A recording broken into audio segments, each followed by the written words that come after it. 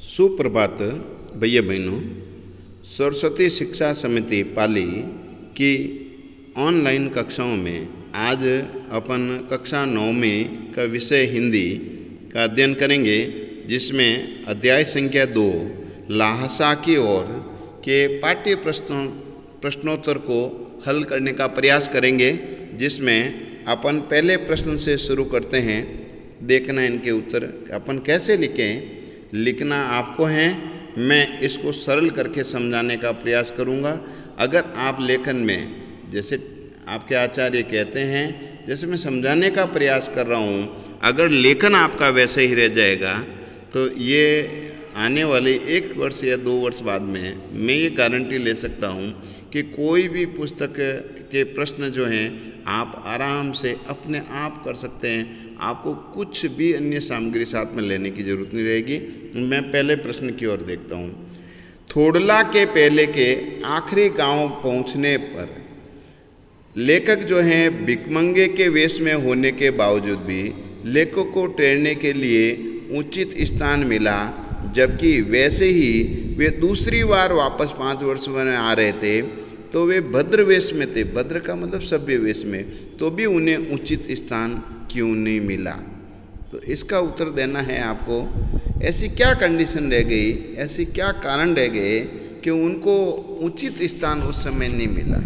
तो यहाँ अपन देखना है कि जिस समय थोड़ला के पास में शाम के समय पहुँचे थे, तो लेखक को पहली बार जब पहुँचे तो उन्हें भिखमंगे के रहते भी रहने के लिए अच्छी जगह मिलती है।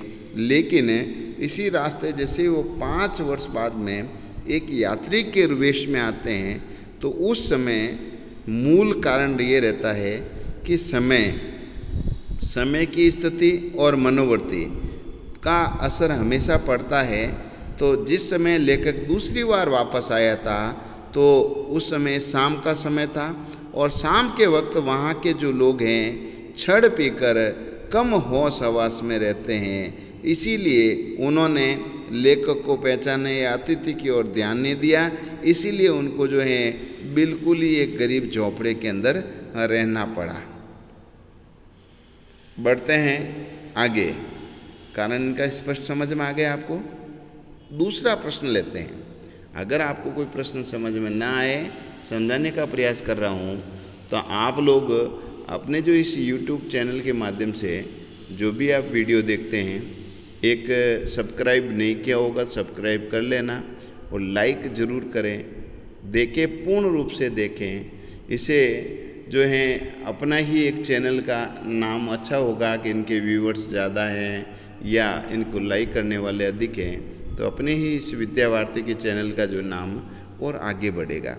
अपन बढ़ें दूसरे प्रश्न की ओर।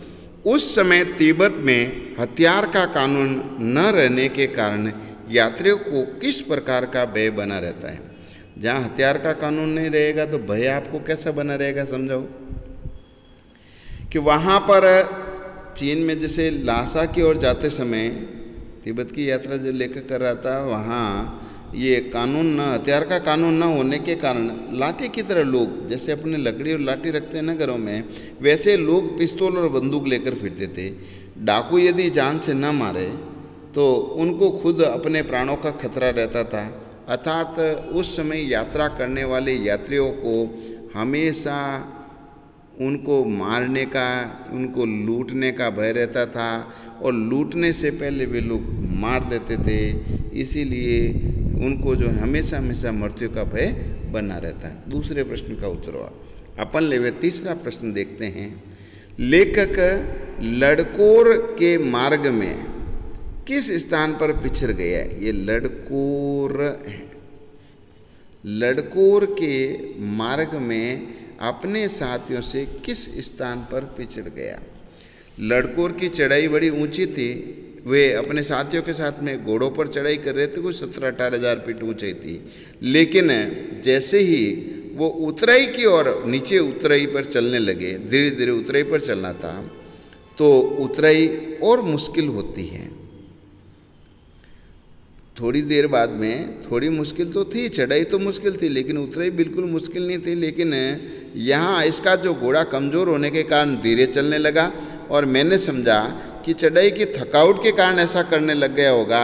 मैं उसे मारना चाहता था, लेकिन वो धीरे धीरे वो दंतवश की तरह झूलने लग गया और वो धीरे धीरे वो पीछे रह गया और वो सुस्त, जैसे जैसे वो जोर लगाता वो सुस्त पड़ जाता। एक जगह 2 रास्ते फूट रहे थे, वो दूसरे रास्ते की ओर चला गया। तो यहाँ आपको उत्तर इतना ही देना है कि लेखक लड़कोर के मार्ग में अपने साथियों से किस कारण से पिछड़ गया। उनको जो घोड़ा मिला, कमज़ोर घोड़ा मिला था, वो चढ़ाई के कारण थक गया और वो आगे नहीं बढ़ पाया। मैं बढ़ूंगा चौथे प्रश्न की ओर। देखना, लेखक ने शेखर विहार में सुमति को उनके यजमानों के पास रोका, परंतु दूसरी बार रोकने का प्रयास क्यों नहीं किया? लेखक ने शुरुआत में तो देखा होगा कि जब ये चलने के लिए लड़कोर से आगे बढ़ता तो वो शेखर विहार की ओर चल लेता है, तो सुमति उनको रोक लेता है। सुमति को रोकता है लेखक कि अपने यजमानों के पास आप जो है जिस गांव में ठहरते हो उसी गांव में मिला करो, आसपास के गांव में जाने की जरूरत नहीं है। आपको रुपए पैसे चाहिए तो मैं दे दूंगा, आपको तो लासा पहुंचना है। लेकिन दूसरी बार रोकने का प्रयास क्यों नहीं किया? इसका कारण आपको शायद लग जाएगा कि लेखक जिस समय वे तिडरी समाधि स्थल के पास में पहुंच गए थे, उस समय उन्होंने वहाँ पर देखा था तो उनको एक पुस्तकालय मिल गया था। वहाँ एक जो अच्छा मंदिर था ना, उनके पास में जो बुद्ध वचन के अनुवाद की हस्तलिखित कोई 103 पोथियाँ रखी हुई थी और लेखक वहीं बैठ जाता है। इसीलिए लेखक चाहता था कि मैं पुस्तकें पढ़ूं और ये अगर सुमति कहीं जाना चाहता है तो वो जा सकता है, कोई मना नहीं है। इसीलिए उन्होंने दूसरी बार नहीं रोका। बढ़े अपन आगे प्रश्न की ओर। 5वां प्रश्न देखते हैं। अपनी यात्रा के दौरान लेखक को किन कठिनाइयों का सामना करना पड़ा? तो अपन यहाँ कठिनाइयों की ओर देखना शुरू करेंगे कि लेखक को कौन कौन सी कठिनाइयों का सामना करना पड़ा था। तो देखते हैं अपन, लेखक जब यात्रा करना आरंभ करता है तो शुरुआत में तो आपने देखा होगा कि उसको एक तो पैदल चलना पड़ा। उनको जाने के लिए वहाँ भिखमंगी के रूप में जाना पड़ा, क्योंकि यात्री के रूप में यात्रा करना, लेखक के रूप में यात्रा करना प्रतिबंधित था। अनेक दुविधाएं उनको और आती है। शुरुआत में रहने के लिए जगह कहीं अच्छी मिल जाती है, कहीं उनको अच्छी जगह नहीं मिलती है। भिखमंगे के साथ में कैसा व्यवहार किया जाता है, ये भी दुविधा उनके साथ में रही। और जैसे उनको बढ़िया करना या साथ में मजदूर भी करना था तो वो भी नहीं मिल रहा था। इस तरह से अनेक मुसीबतों का सामना करते हुए लेखक यात्रा करता हुआ वहाँ पर लहासा की ओर पहुँचता है। उत्तर लिख देंगे अपन लोग। बढ़े 6ठे प्रश्न की ओर।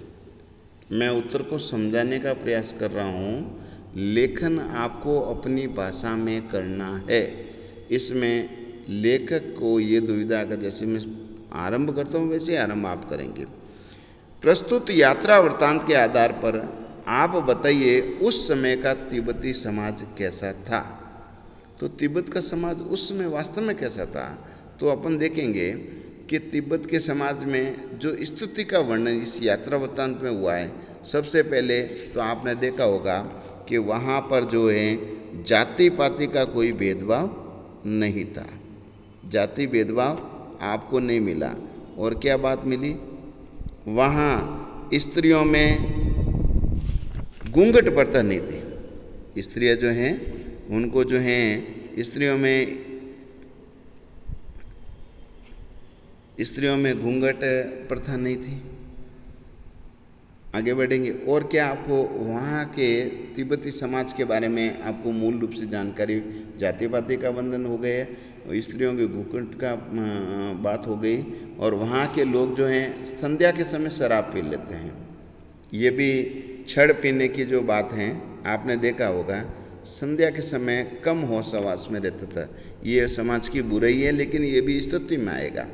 और एक मूल बात आएगी कि वहाँ का जो मूल समाज है वहाँ के जो जमींदारी और जागीरदारी जो प्रथा है, सारी जो ज़मीन है वो जागीरदारी प्रथा में बटी हुई थी। और वहाँ के जो भिक्षुक जो होते थे, बड़े बड़े मठ जो होते थे, उनके जो भिक्षुक होते थे जिनको नमसे कहते थे, वो ही पूरी जमींदारी प्रथा का देख रेख करते थे और उनसे जो हैं वो लगान लेना करना ये कार्य ये करते थे।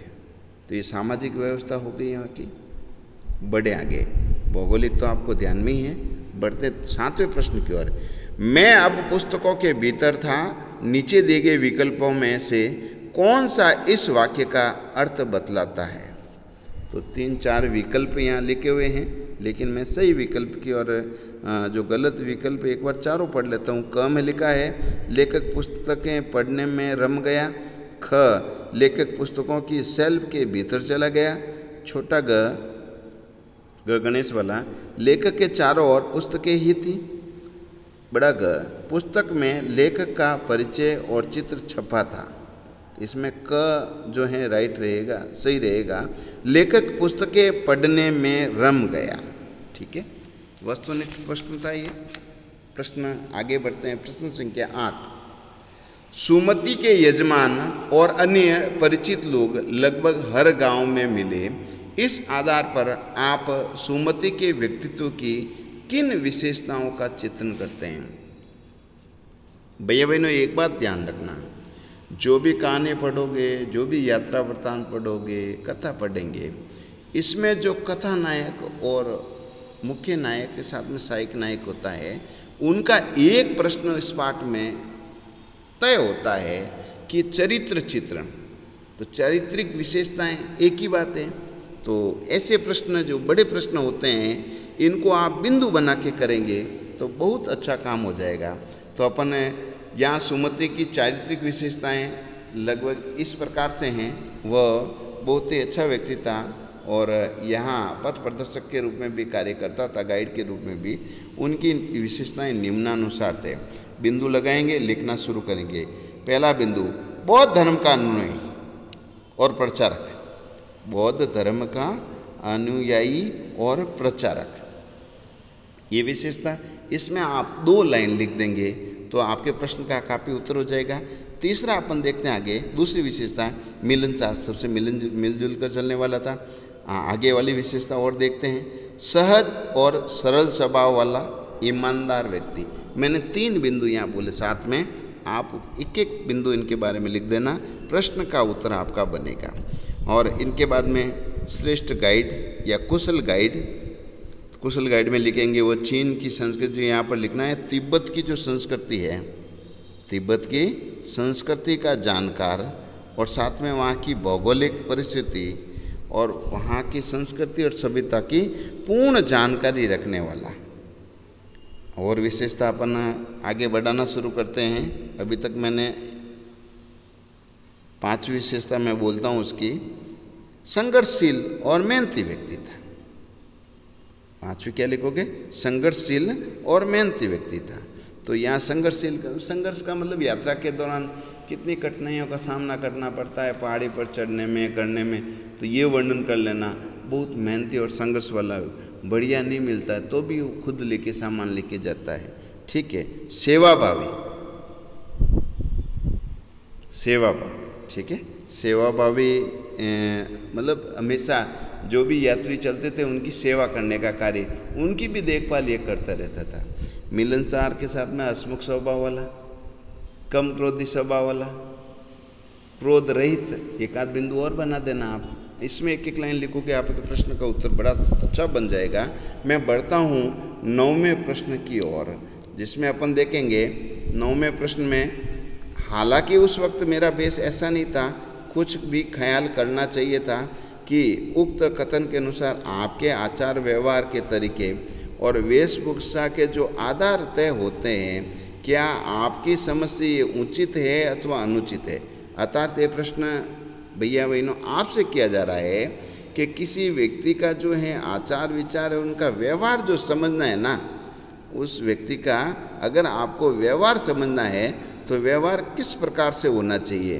कि क्या व्यवहार हम वेशभूषा देख के कर लें, मानदंड क्या होना चाहिए। अर्थात अब आपको विचार देना चाहिए तो विचार कैसे व्यक्त करेंगे कि आप बताएंगे हमारे विचार के अनुसार जो हैं किसी भी व्यक्ति का जो बेस के अनुसार अगर हम उसके आचार विचार को जानते हैं तो ये व्यवहार तय करना एकदम अनुचित होगा। लेकिन वास्तव में उचित तरीका यही होता है कि हम उनके आचरण, संस्कार, कार्य, उसके जो कार्य प्रणाली, ये कार्य प्रणाली, ठीक है ना, उनकी भाषा, बोली, ऐसी बातें देखकर ही हम अगर तय करेंगे तो वो बातें एकदम ठीक रहती है। ऐसा ही अपन उत्तर लिखेंगे तो ठीक बैठ जाएगा। अब 10वां बिंदु देखना है, यात्रा वृत्तांत के आधार पर तिब्बत की जो भौगोलिक स्थिति का शब्द चित्र आप प्रस्तुत भौगोलिक स्थिति का शब्द चित्र आपने देखा तो आपके राज्य और शहर से किस प्रकार से थोड़ा भिन्न है।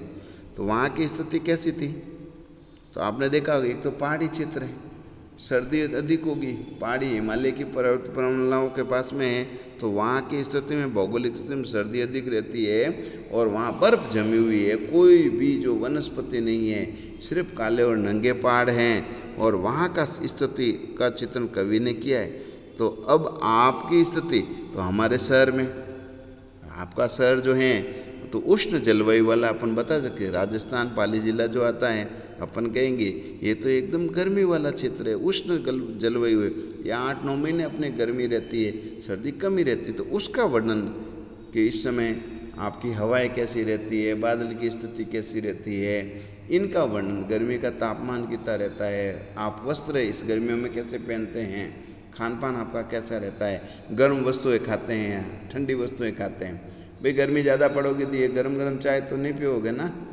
तो ये अपन ये स्थिति का वर्णन आपको समझ के लिखना है। बढ़े आगे वाले प्रश्न की ओर। 11वां, आपने भी किसी स्थान की यात्रा की होगी तो अनुभव लिखना है।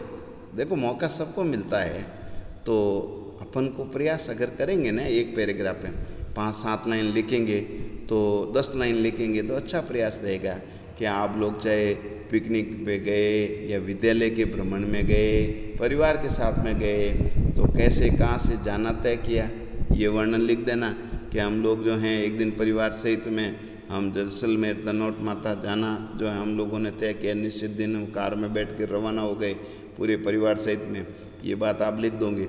वहाँ पहुँचने के बाद में अब आपको जो अनुभव हुआ, हम रास्ते में 2 जगह रुके और 4 घंटे की सफ़र करने के बाद में आप पहुंच जाते हैं तो वहाँ क्या क्या देखा आपने, उसका वर्णन, वहाँ के लोग कैसे थे, वातावरण कैसा था, कौन अधिक वहाँ पर थे, कैसी भाषाएं चल रही थी।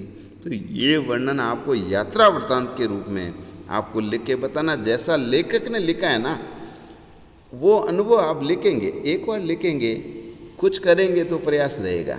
इससे जो है आपकी कलम चलना आरंभ हो जाएगी। बढ़ते हैं 12वें प्रश्न की ओर। यात्रा वृत्तांत गद्य साहित्य की एक विधा है। आप इस पाठ्य पुस्तक में कौन कौन सी विधाएं आई है तो प्रस्तुत विधा उनसे किन मायनों में अलग है, किस प्रकार अलग है, ठीक है ना, या महीनों की जगह मायनों में अलग है, किस प्रकार के मायनों में यहाँ शब्द लिखा हुआ है विधा, तो कैसे अलग है वो देखना है। देखो सबसे पहले हिंदी गद्य की 2 प्रकार की विधाएं मानी गई हैं। कितनी विधाएं मानी गई हैं? हिंदी की विधाएं 2 विधाएं होती है जिसमें एक होती है गद्य, दूसरी होती है पद्य। इन विधाओं में, दोनों अलग अलग विधाओं में आप लोग देखोगे बहुत कुछ देखने को आपको मिलता है कि विधाएं आपको जाने। विधा का मतलब प्रकार, विधा का अर्थ क्या ले लोगे? प्रकार। जैसे मैं गद्य की विधाएं लिखना शुरू करता हूँ, बोल लेता हूँ, जैसे कहानी विधा, कहानी विधा, साथ में कथा, निबंध, संस्मरण, व्यंग्य, एकांकी, नाटक, आत्मकथा, अनेक विधाएं होती है। वैसे इस पुस्तक में भी आपके अभी मैंने 5-7 बोली नाम, आप इनको नोट करने का प्रयास करेंगे। वैसे वैसे पद्य में भी विधा होती है। पद्य में दोहा, छंद, चौपाई, रोला, कुंडलिया, ऐसे अनेक जो हैं चरण, पद, लेखन के प्रकार होते हैं। पद्य की कविताएं लेखन का प्रकार होते हैं, ये विधाएं होती हैं। तो इन विधाओं में से कवि ये कहता है, ये जो यात्रा वृत्तांत है ना, ये विधा कैसे अलग है। तो वास्तव में यात्रा वृत्तांत तो बड़ी रोचकता को लिए हुए, जो भी लेखक पढ़ता है ना, दूसरे पढ़ने से, लगातार पढ़ने से थोड़ा असहज महसूस कर लेते हैं। लेकिन यात्रा वृत्तांत में इसमें भौगोलिक वर्णन, मनोरंजन का वर्णन, कोई प्रतिबंध नहीं होता लेखक को लिखने के लिए। वहाँ का सांस्कृतिक वर्णन अनेक अलग अलग रूपों को लिए होता है। इसीलिए यात्रा वृत्तांत लिखना बहुत ही रोचक रहता है, बहुत ही एक श्रेष्ठ विधा मानी गई है, जिसको आपके राहुल सांस्कृत्या ने यहाँ पर प्रस्तुत किया है। धन्यवाद। अगला जो है चरण में, अगले पद्य में अपन एक और पाठ जो लेंगे, पाठ संख्या 3 गद्य का ही लूँगा। इसके बाद में अपन वापस पद्य की ओर पढ़ना प्रारंभ करेंगे। तब तक जो ये प्रश्नोत्तर आपको दिए गए हैं, आज होमवर्क मैंने जो पूरा कराया है, आप अपनी हिंदी की कॉपी में इसको ठीक ढंग से कर लेंगे, अच्छा प्रयास करेंगे तो अच्छी राइटिंग में लिखने का भी प्रयास करें तो ठीक भी रहेगा। धन्यवाद।